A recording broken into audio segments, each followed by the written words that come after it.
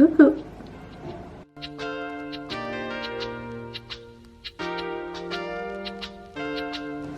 L'inspiration.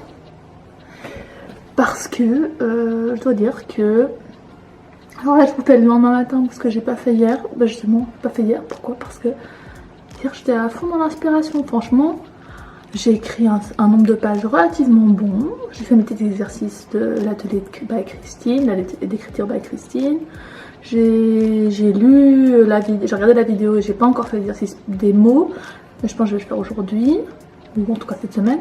C'était vraiment un jour un peu... je sais pas, un bon début de journée quoi. Je sais pas si c'est la pause du week-end, je sais pas si c'est d'avoir un peu de la distraction, d'avoir vu des gens,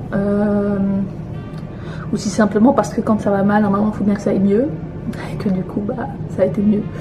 Je sais pas si c'est par rapport à ça. En tout cas ouais, franchement c'était pas mal. Je suis assez contente. En plus là je suis un peu dans des scènes qui m'amusent, donc c'est cool.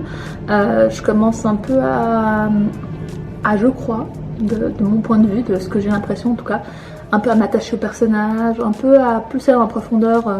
Bah bizarrement en fait, parce que dans l'histoire, je vous ai dit, un peu il y a un personnage masculin, enfin un personnage masculin et un personnage féminin qui sont les personnages principaux. Et bizarrement, même si le personnage féminin est un peu inspiré par moi, et que le personnage masculin, ben, clairement, c'est finalement pas moi. Mais j'arrive finalement, je m'attache presque plus au personnage masculin qu'au personnage féminin, c'est étrange. Je pense qu'il faut que je rebalance un peu le truc, parce que là, je me disais ça justement en écrivant hier. Je me disais au bout d'un moment, parce que je regardais les petites cartes, j'ai fait des cartes avec l'entourage et tout, de tous les personnages, et effectivement je me rends compte que le personnage masculin il a genre, j'ai déjà écrit je sais pas combien d'amis, des histoires un peu plus en profondeur, enfin il a des interactions avec des gens et tout, et pour l'instant le personnage féminin il a une interaction avec peut-être 2 personnes, et encore une personne et l'autre je l'ai créé un peu en cours de route, et du coup ouais je pense que là il va falloir que j'approfondisse aussi cette partie, mais finalement au vu de l'histoire je pense que ça fait du sens, parce que bah, quand l'histoire commence, elle est très jeune. Et c'est un type d'adolescente qui justement est assez renfermée sur elle-même, qui n'a pas beaucoup d'amis, qui aime beaucoup passer du temps seule, etc. Et donc du coup, bon, ça fait du sens au final, hein, maintenant que je le dis de tout. Parce que lui, il est plus âgé, il est dans la vingtaine. Où on s'amuse, etc.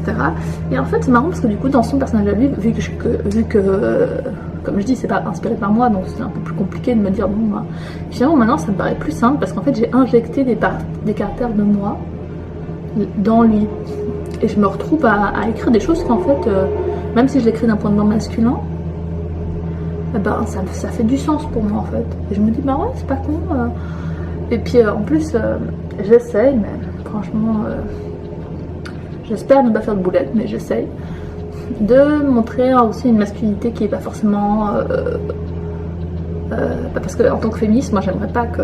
J'ai pas envie de tomber dans les clichés dans ce que j'écris. Mais après je suis sûrement pas parfaite, mais j'essaye vraiment d'intégrer la diversité, tant au niveau de la sexualité qu'au niveau des différentes origines. J'essaie d'inclure aussi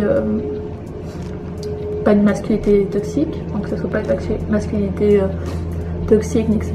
Que aussi on voit des hommes pleurer, qu'on voit des hommes mal, qu'on voit des hommes amoureux transis, qu'on voit ça, tout ça. Donc j'essaie de faire ça aussi. Et puis on verra, écoutez. Mais franchement, là, je suis contente.